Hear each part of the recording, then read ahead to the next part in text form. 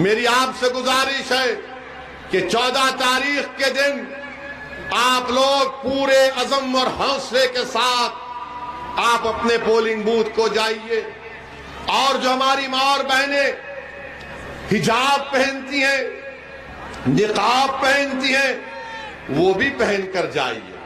अब मीडिया वाले चलाएंगे इसको, मीडिया वाले बोलेंगे वैसी तू हिजाब को ला लिया।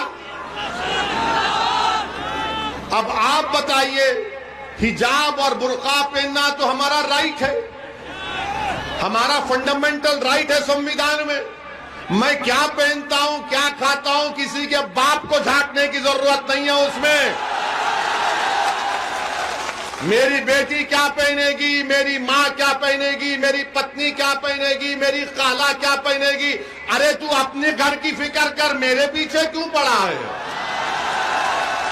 अब क्या हम तुमसे पूछकर पहने क्या पहना?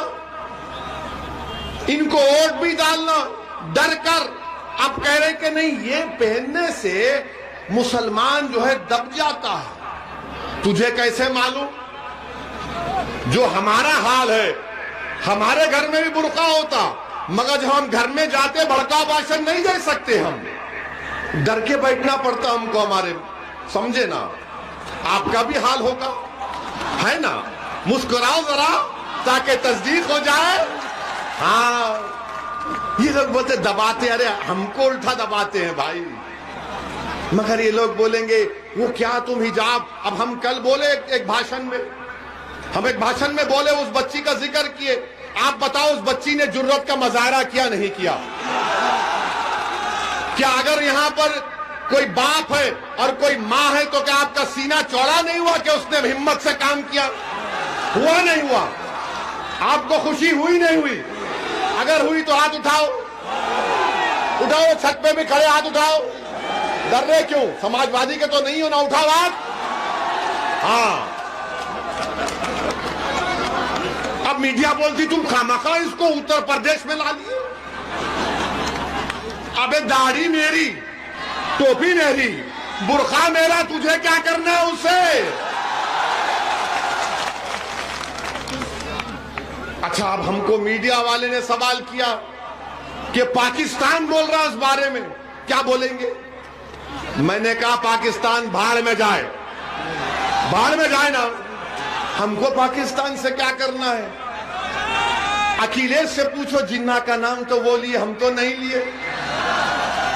पाकिस्तान भाड़ में जाए, बोले नहीं, पाकिस्तान ने कहा। हमने कहा पाकिस्तान से हम बताना चाह रहे हैं कि मलाला पर हमला पाकिस्तान में हुआ था, मलाला वहां से नहीं पड़ी तो उसको बरतानिया जाना पड़ा। ये हमारी बच्चियां यहां पर रहेंगी, इज्जत से रहेंगी और पढ़ेंगी और नेक और काबिल बनेगी। तो हम पाकिस्तान को भी पैगाम देना चाह रहे हैं। अरे ठहरो, अभी मीडिया वाले 6 बजे चलाएंगे। हम इनके दूल्हे भाई हैं, भाईजान हैं, हमारे नाम से ही बिकता है ना। इधर समाजवादी हमारा चेहरा दिखाकर डराती, उधर बीजेपी हमारा चेहरा दिखाकर डराती। हम तो सबकी लैला है। तो पाकिस्तान के बारे में हम ये कहना चाहेंगे कि मलाला पे हमला पाकिस्तान में हुआ, उसको वहां पर पढ़ना पड़ा। पाकिस्तान के संविधान के लिहाज से कोई गैर मुस्लिम वहां का वजीर आजम, प्रधानमंत्री नहीं बन सकता।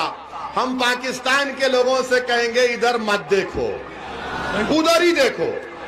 तुमको, तुम्हारे पास बलूचियों का प्रॉब्लम, तुम्हारे पास क्या क्या झगड़े हैं, तुम उसको देखो। ये देश मेरा है, तुम्हारा नहीं है, हमारे घर का मामला है। आप इसमें अपनी टांग या अपनी नाक मत अड़ाओ, जख्मी हो जाएंगी तुम्हारी टांग और नाक। तुमको इस्लाम के माने समझ में नहीं आए, हमको समझ में आ गए। तो बहरहाल मेरे अजीज दोस्तों और बुजुर्गों, हिम्मत और हौसले से काम करिए।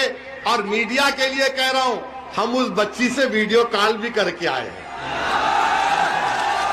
मैं मुस्कान से उनके वालिद से बात किया, उनके वालिद को कहा कि आपने अच्छी तरबियत दी अपनी बेटी की, उसको, उसके हिम्मत और हौसले को अल्लाह और बुलंद करे। तो उस बच्ची ने हमसे भी बात की और उसने कहा कि ओवैसी साहब, हम आपके भाषण को सुनते हैं। मैंने कहा अरे यहां भी सुन रहे हैं, मगर खैर हम मुबारकबाद देते हैं और हम आपको बताना चाह रहे हैं कि बुर्का, हिजाब और चादर, केरला हाईकोर्ट ने कहा कि ये इस्लाम का एसेंशियल फीचर है, एसेंशियल चीज है। ये कोई नहीं करता कोई बात नहीं है।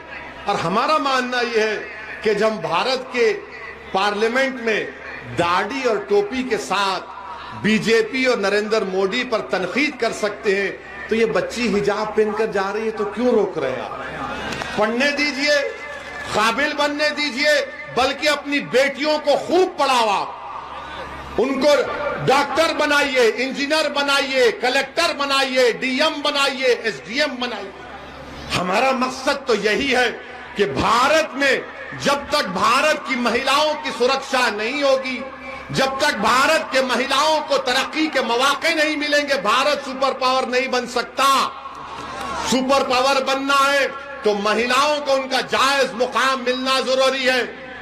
अरे आप मुझसे कहते हैं जेड कैटेगरी ले लो, जेड कैटेगरी ले लो, तुम्हारी जान को खतरा है, तुमको हत्या करने के लिए लोग 4-4 गोलियां चलाए, तो हमने पार्लियामेंट में खड़े होकर कहा कि ओवैसी को जेड कैटेगरी सिक्योरिटी नहीं चाहिए, मुझे ए कैटेगरी का शहरी बनाओ कि हम सब बराबर हो जाएं।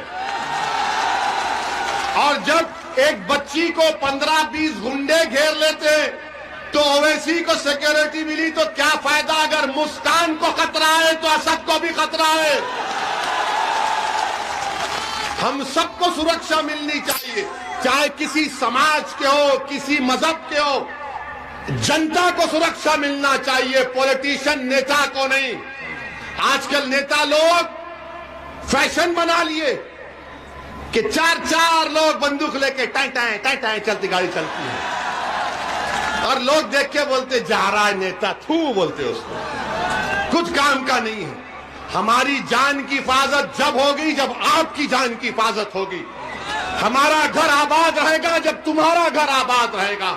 हमारी बेटी खुशी उस वक्त खुश होगी जब तुम्हारी बेटियां खुश होंगी। ये हमारी काम है, ये हमारी जिद्दोजहद, ये हमारी सोच है।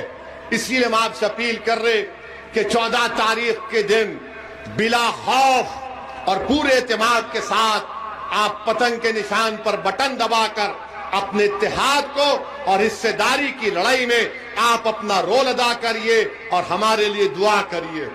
हमारे लिए दुआ करिए कि हमारा खातिमा ईमान पर हो, और जब हमारे लबों से रूह निकली जाए तो कलमा हमको नसीब हो। मैं मौत से नहीं डरता हूं, क्योंकि मेरी माँ और मेरे बाप ने मुझे सिखा दिया कि डरो जब मौत के बाद हिसाब किताब होगा। और मैंने वादा कर रहा हूं आपके सामने कि मैं अपने माँ को हशर के मैदान में शर्मिंदा नहीं करूंगा इंशाअल्लाह ताला। आप दुआ करो कि अल्लाह हमको और अल्लाह हमारी जबान में और तासीर दे, अल्लाह हमारे मकसद में हमको कामयाब करे। मेरा मकसद मेरे लिए नहीं है मजलूमों को इत्तेहाद, मजलूमों को ताकत देना, मजलूमों को इंसाफ मिलना, ये मेरी कोशिश है। मैं आपसे अपील कर सकता हूं, मैं गुजारिश कर सकता हूं कि आप हमारे इस मकसद में, हमारे सियासी सफर में हमारा साथ दीजिए। पतंग के निशान पर बटन दबाकर अपने इत्तेहाद को मजबूत करिए। अस्सलाम वालेकुम व रहमतुल्लाह।